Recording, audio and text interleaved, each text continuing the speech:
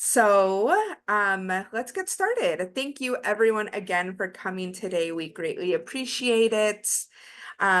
Today is August 7th and you're here with us. So amazing. Thank you. So today we are going to be talking about effective case management strategies in regards to documentation. So we all deal with some form of documentation, especially when entering notes in Apricot or just in our own organizational databases. So we will definitely just chat it up about it. All right. Next slide, please.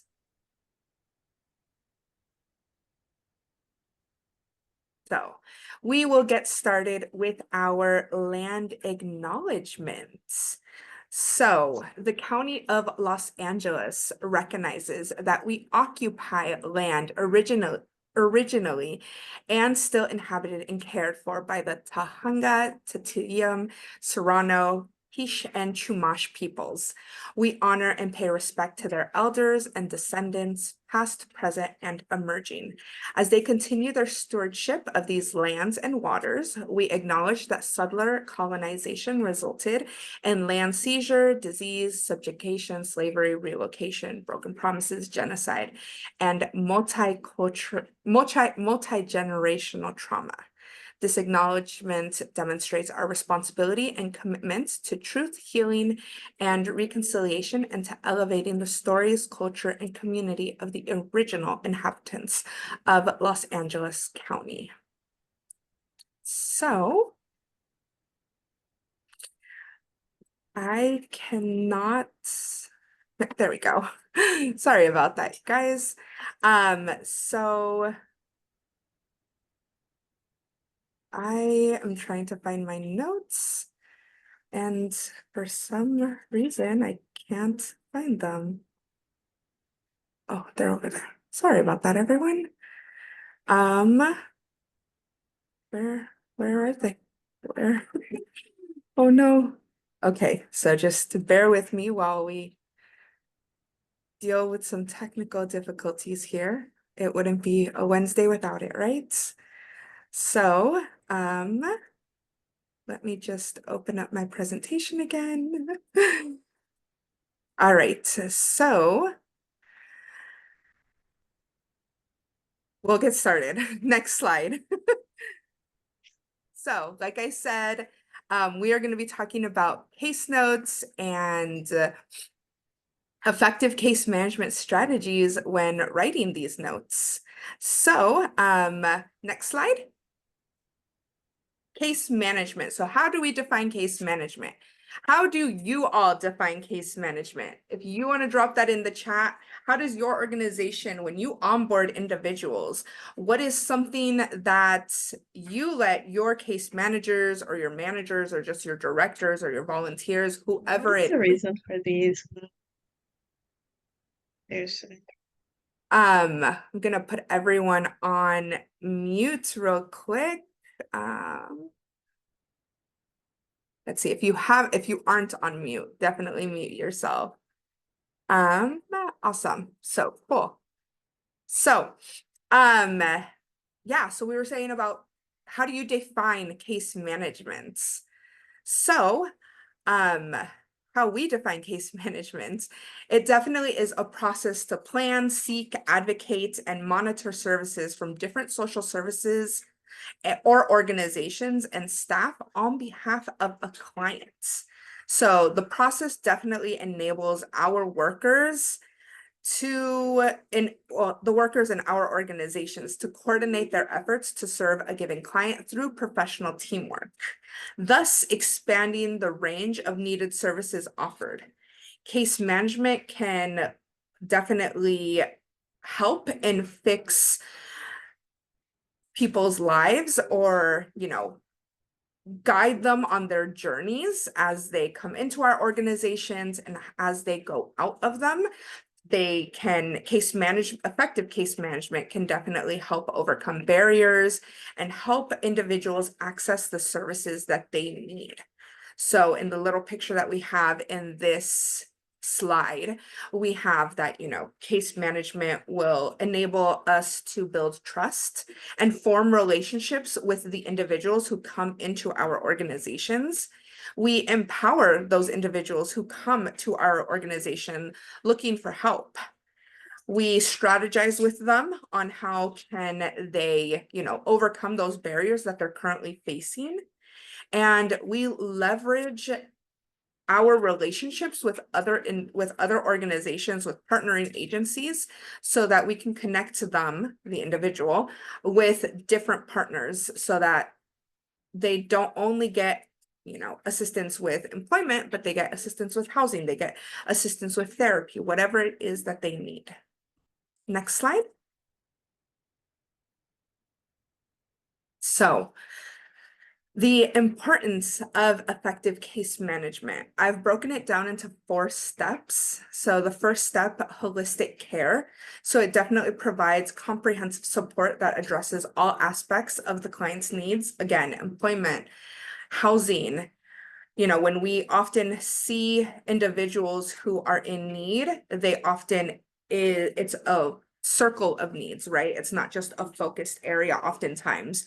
In order to be successful in their workplace, they need to have stable housing, or they need to have needs, and they need to have, they need to have access to food.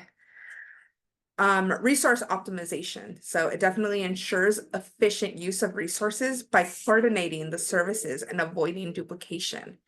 Again, speaking about that client empowerment, it empowers our students, our clients, to take an active role in their own care and decision making.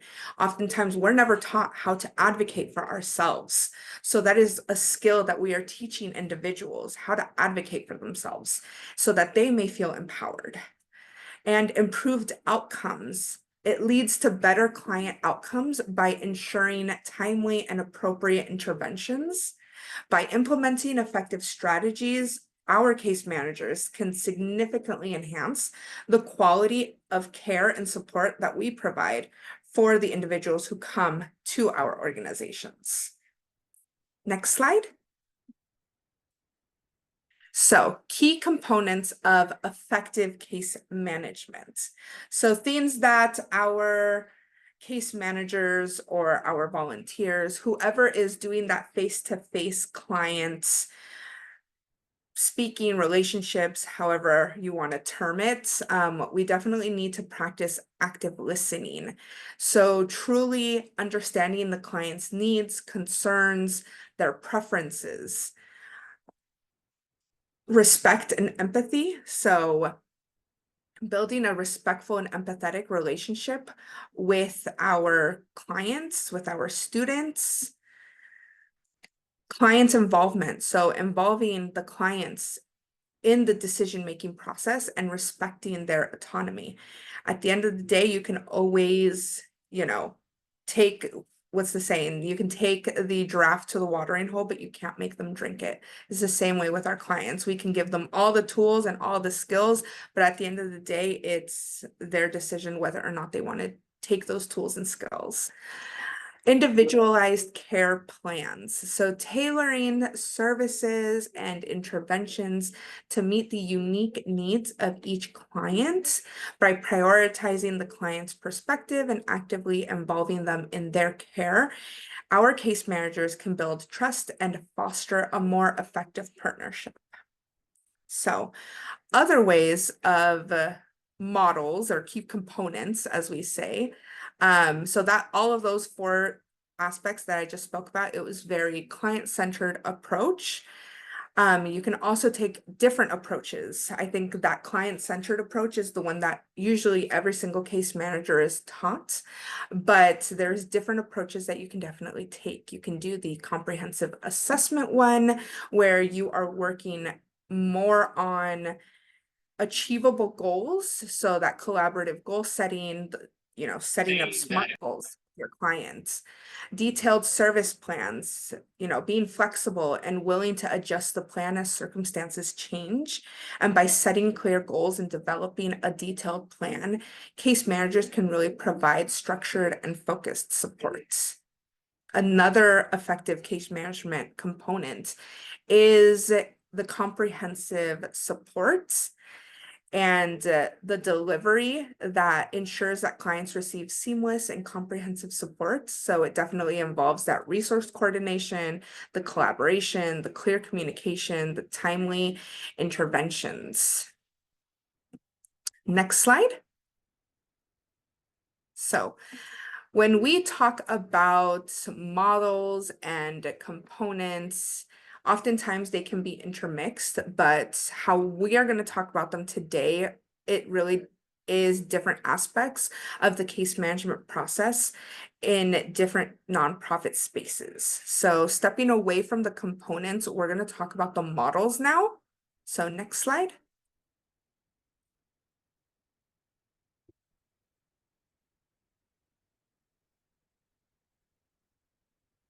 So 4 different types of case management models that we are going to go over are the brokerage case management model, the clinical case management model, the intensive care management model, and the strengths-based case management. So each one varies significantly based on the needs of the individual and the settings in which they are applied. Understanding these models can definitely help you select the most appropriate one for your specific situation. So breaking it down, each model one by one. In the brokerage case management model, the main focus is efficiently coordinating services for your clients, for your students, for anyone who walks through your doors. So case managers assess client needs and then act as connectors, linking them with relevant resources, services, and medical professionals. This model minimizes direct client interaction with managers, primarily organizing care and ensuring smooth operations, while less involved in client monitoring. The priority is to facilitate access to necessary care rather than constant oversight. So for example, you are able to streamline a process, particularly in situations where owning a legal entity might not be as feasible. Clinical case management model. So in this type of model, we definitely are focusing on tailoring care plans by seamlessly integrating various services. So case managers may take this model by expanded responsibilities, orchestrating a spectrum of services from psychotherapy to physical therapy, depending on the client's needs. Unlike the other model, where professionals might solely execute the care plan or refer clients to specialists, here they are directly involved in coordinating with medical professionals like physicians, psychologists, and counselors. This hands-on approach ensures that the client's clinical medical needs are prioritized and met through regular discussions and adjustments to the care plan, ultimately fostering a holistic approach to the delivery. Now, intensive case management models is definitely tailored to swiftly deliver comprehensive services to clients, particularly those with very complex needs like severe mental illness. Through one-on-one meetings, your case manager definitely will give individual attention to the client. And while it accelerates recovery and can foster strong client case manager relationships, some may find the intensity of intensive case management very overwhelming and time consuming. And the final model that we are going to talk about is the strength-based case management model. So this one, it really understands, or it goes into understanding the client's needs, goals, and natural abilities. This approach tailors a plan that utilizes your strengths and those of your community, family, and support network. Initially developed for severe mental health challenges, this model extends its reach to diverse clients. So definitely your case managers can integrate resources, skills, personalized care, moving away from the one-size-fits-all approach. It can require analysis, focusing on strengths that encourage enthusiasm and self-reliance. Next slide. So, in all of the midst of the components and the models, and after you meet with clients, you have to document, right? Documentation is very important. I always was told that you should know your clients like the back of your hand. You should document everything that happens. If it's not documented, it never happened, right? I think many of us have always been told that. So why is good case documentation necessary? So case notes document the chronology of events and activities through the life of an open case record. Case notes may serve as a legal record of the organization's efforts to serve a customer, as well as the customer's responses. And case notes allow multiple staff members to handle issues as they may arise, because all can reference the current status of a given case. So case notes are definitely invaluable to anyone looking at them, anyone who has access. Again, if it's not documented, did it even happen? Case notes allow staff to demonstrate the level and intensity of services provided to clients, and the consistency within among the series of records increases the professionalism and overall case management to the individual. Next slide.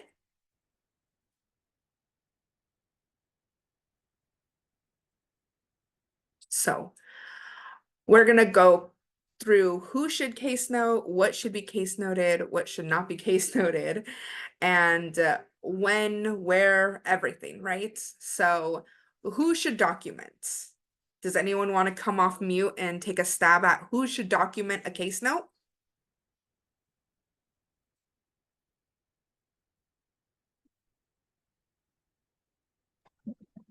Case manager. Yeah. A case manager, exactly. Is anyone else able to case note? Well, I would say like in our practice, sometimes it just really depends on the point of contact. Sometimes like a youth may come in contact with the front desk receptionist and may only have that contact, and then whatever information they may share with that person, sometimes that staff will provide a note to the case manager, and then they'll input that into the case manager's case Yeah. file. Yeah. Thank you so much. Erica, I see your hand raised.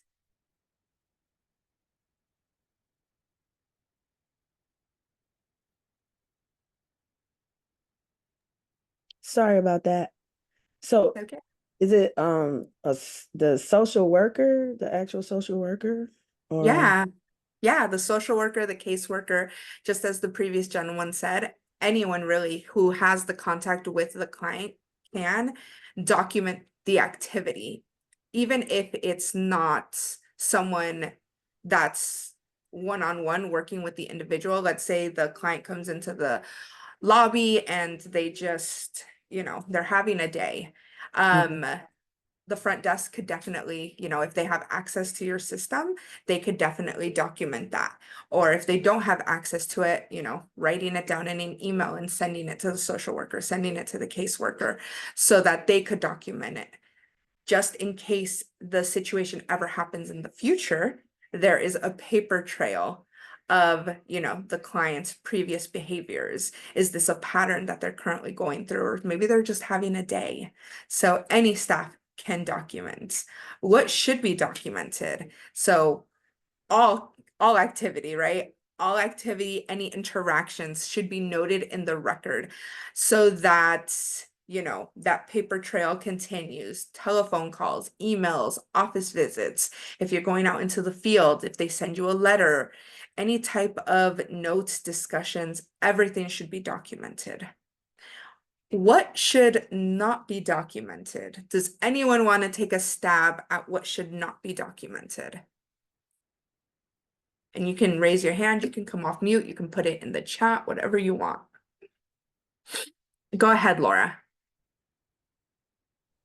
Hi there. Well, it's sort of a question and a guess at the same time, which is, what about just leaving a phone message on someone's voice, mail? Should that be recorded or not? That's sort of been something that I was unsure about. I would say yes, especially if you're Oh, playing okay. person. Or you left them a series of voicemails and they never answer. So Okay. let's say you have a client and you've been trying to get a hold of them for, let's say just 3 weeks. Let's say at day 30, you can close out that client, right? You can close their case out. And you've been trying to contact them for 3 weeks now. You've been leaving them voicemails, you sent them text messages, you sent them an email. You are short from sending a signal flare, trying to get a hold of them. They never pick up, and at week 4, you are ready to, close them out. And what happens most of the time when you close out a client is I feel like they get like a feeling of like, oh, I got closed out. So they come back and they're like, oh, I'm just coming back. Like, no one ever called me back. And it's like, no, Right. I've been calling you. Oh, really? When? So then you can go to your case notes and be like, well, I called you and left a message on this day. I texted you this day. I sent you an email this day. You're able to pull the receipts and hold someone accountable. Right. And so the question is still, I just want to be clear, just to clarify. So thank you for that, by the way, is should we document that in Apricot as case management? So when it comes to Apricot, you should be definitely, when you input the services, so for Apricot and for this grant relation, you're case noting services. So when let's say your student comes in and received, I don't know, give me a service that your organization does. Okay. Well, we do classes and therapies. So what if, we've been reaching out to someone and they're just, the case manager is spending some time opening up the file, reading it through, contacting them, leaving them a message, and then they're not contacting, so that's the kind of service that I want to know. When a case manager actually spends time reaching out to someone and leaving phone messages, should I document that in Apricot? I'm pretty clear that, I think we have our own internal. Yeah, Yeah. you have your So, own internal one, but for Apricot, you don't necessarily have to enter that or make a note of that because you didn't necessarily service the individual. So when we, yeah, that's what, right. yeah, but your internal one, you should definitely be case noting that. Right. Okay. So my question was more, I probably should have clarified that it was for Apricot No, that, should, no yeah. big. Okay. So no, because nothing really, it's not really a service. It was just a reach Yeah. out. So, Yeah, it's just a reach out. yeah. Okay. And I see, and everybody else actually has answered Yeah, in the they chat. definitely have. Which was, So I was going to say what, HIPAA stuff. So, but thank you for yeah, answering that. thank you for asking. So yeah, so definitely we don't want to be sharing personal information with anyone. So no personal impressions, biases, perceptions should definitely be avoided. Instead, document concrete observations. So other general rules of documentation. So third person, you should be using a third person voice. Anything handwritten, because sometimes, we're just not up to date with the latest tech. Handwritten documentation should never be whited out or blacked out. Instead, a single line should be placed through the entry by the staff if they're deleting something. Entries should be thorough, not, flowery or redundant. They should be towards more of a formal setting and using formal language. Um, and again, it should tell a story from their assessment or their intake all the way to when they finish your program. You know, you should be able to see growth with someone. When should case notes be documented? So I know we all, you know, we're nonprofits where often we are wearing multiple hats. So what does your organization practice on documenting things? If anyone wants to put it in the chat or go off mute, what's your turnaround time frame of entering things?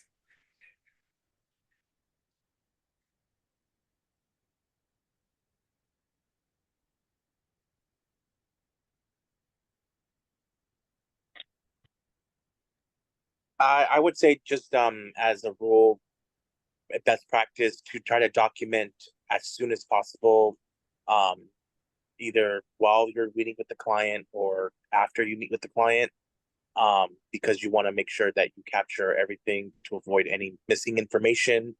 Um, I know sometimes it's also depends on the comfortability of the client. Sometimes clients get a little uneasy when they see you writing as they're talking. So you may just want to make simple notes and then make a thorough formal statements and notes later after the client has left. Typically, we try to allow case managers to give about 15 to 20 minutes of time to kind of close up and wrap up a client's case file before they see the next case file. Yeah, no, for sure. So I love that rule of thumb, you know, try to, you know, see where what your client feels comfortable with. If you're able to do it right then and there, awesome. If you can't, definitely do it afterwards. You know, when it's fresh in your mind, it's best, right? I'm super forgetful. So, you know, seeing things, I may forget little minor details. So definitely someone put in the chat 24 hours. So yeah, definitely 24 hours. We definitely recommend no later than 2 business days. If your case managers are having a hard time finding time to enter data or to enter case notes, talk to them about incorporating an admin day. Sometimes Friday afternoons work great for admin days because no one is really emailing on Friday afternoons. No one really wants a Friday afternoon meeting. It's kind of a slower day on a Friday, or it can be a slower day on a Friday, where they can be given some admin time to input notes. And then definitely we'll talk about where should case records be maintained. So as we had spoken about in a different webinar, your case records should be, you know, in a lock and key type of room. If you do them online, you know, if you use Apricot, amazing. If you use other things such as, you know, Salesforce or other, you know, case note platforms, you know, make sure that, you know, all the passwords are up to date, that they are good passwords, not, you know, 1, 2, 3, 4 with an exclamation mark. Make it very secure. Next slide.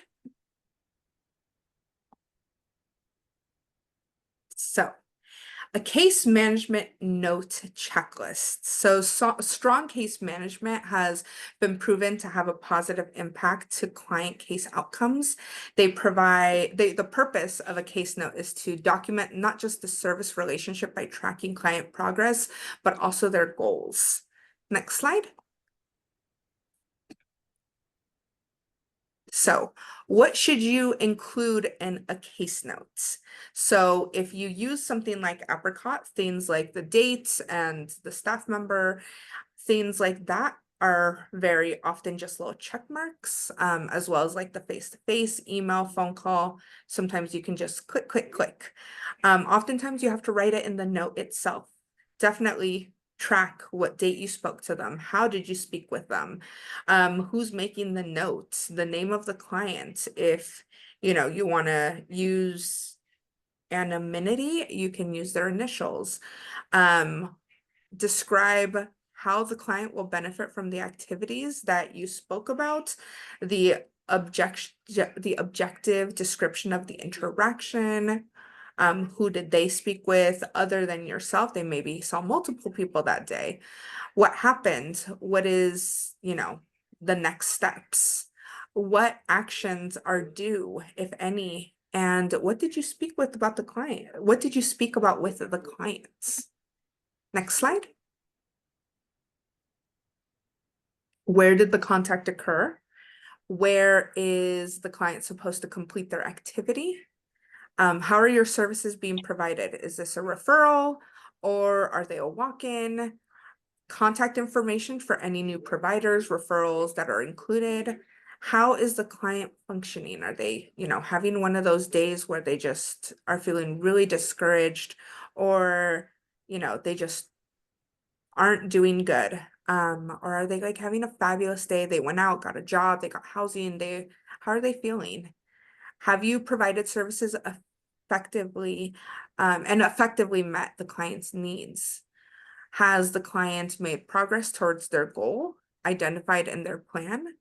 Are any adjustments to the client's plan needed? Sometimes, life happens and we have to move things around. Are there new due dates or revised due dates? Are there any new barriers to the individual's plan or their goal? Next slide. So we're going to go over just very briefly, not even that brief, but very just skim the formats of different notes, which I'm sure everyone here is somewhat familiar with. So different forms of case notes. You could use the SOAP method, the DAP method, the bar method, and the JERP method. Each one definitely gets their points across, and it allows case managers, different ways of case noting. The general guideline, though, is definitely to be objective.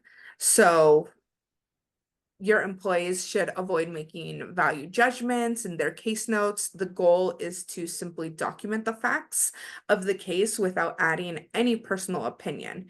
An example of a subjective versus objective statement would be, the client is lazy versus the client has difficulty completing tasks. Be concise. So caseworkers should be as concise as possible when writing case notes. This means avoiding unnecessary details and sticking to the most important information. An example of a concise case note would be the client missed their appointment versus client missed appointment because they said they forgot. Be professional. So our employees should always maintain a professional tone in their case notes. This means avoiding any language that could be considered derogatory or offensive. An example of a professional case note would be, the client is non-compliant versus client is not following the treatment plan. And then be accurate. So we should always strive for accuracy in our case notes. This means double checking facts, dates, including specific details. An example of an accurate case note would be the client missed appointment on March 3rd versus client missed appointments. So you're just adding that extra detail. Next slide.